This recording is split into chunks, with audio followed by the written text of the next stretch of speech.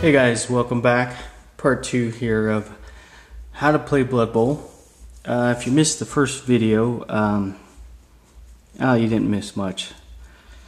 I'm not here to plug my own videos, but basically we covered what you need to play the game, and then I rambled on for a couple minutes. It's basically part 1. Part 2, we're going to get into the actual game. Well, we're going to talk about the setup, pre-game setup, and the opening setup. Okay, I'll try to cover that in 10 minutes. So let's get right into it. Okay, so before I do that, though, I have to talk about one thing first. There is one thing we're going to skip in this, only because it's deserving of its own section, okay, which is making your team.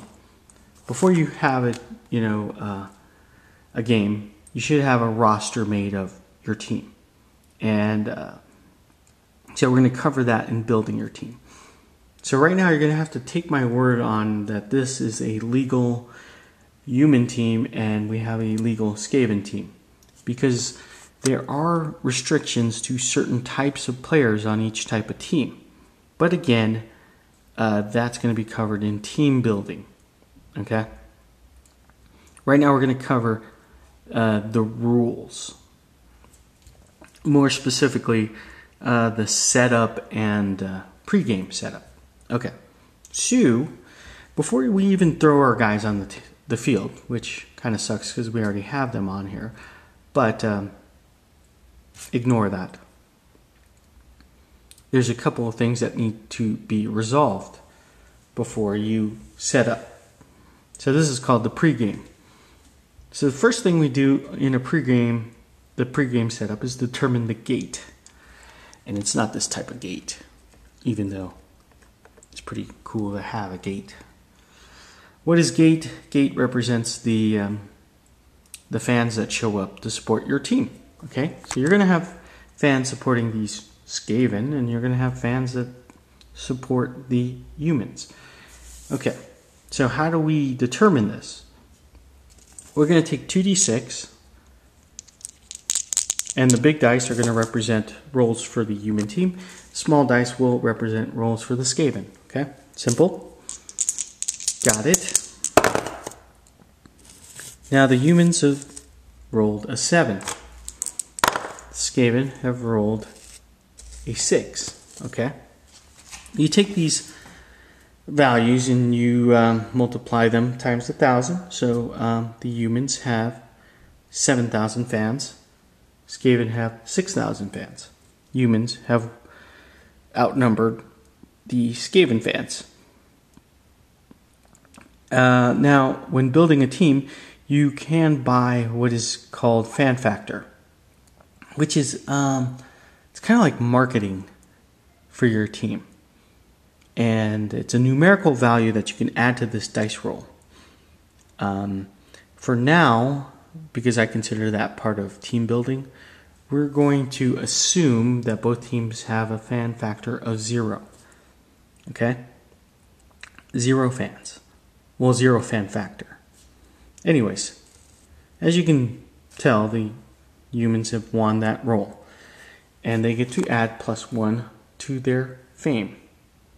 So what the hell is fame? Well, fame stands for fan factor modifier.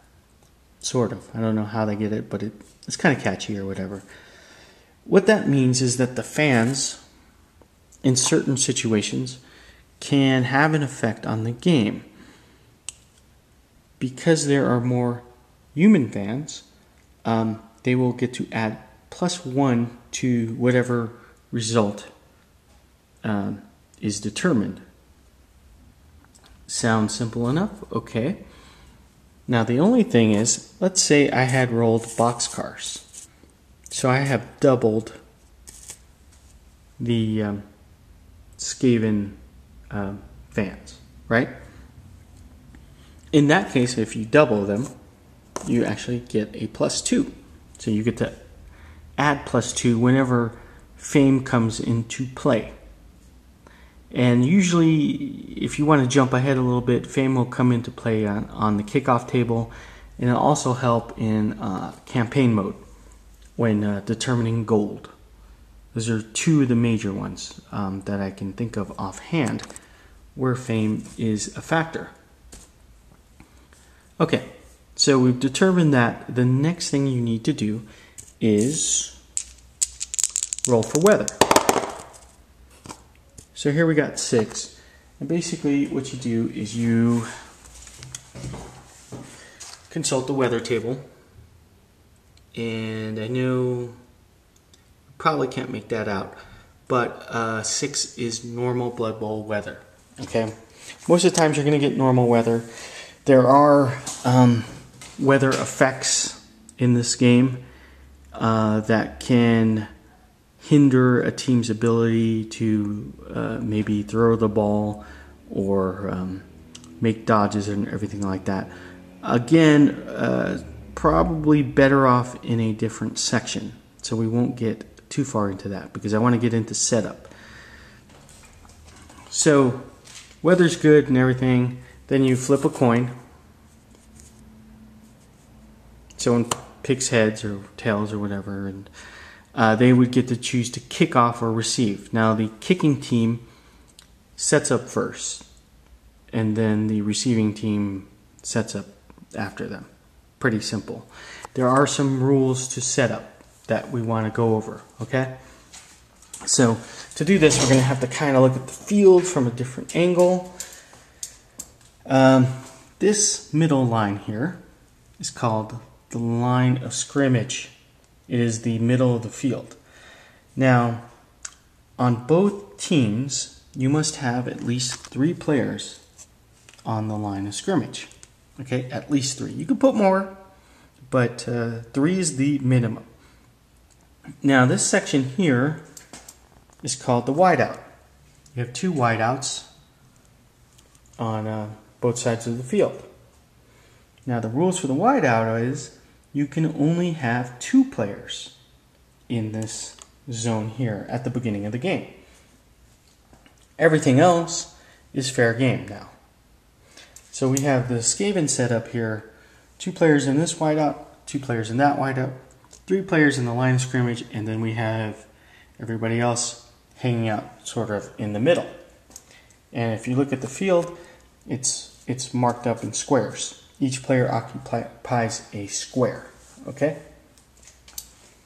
You can't have like a player here in between 2 squares. He must be in a square, no matter how big he is.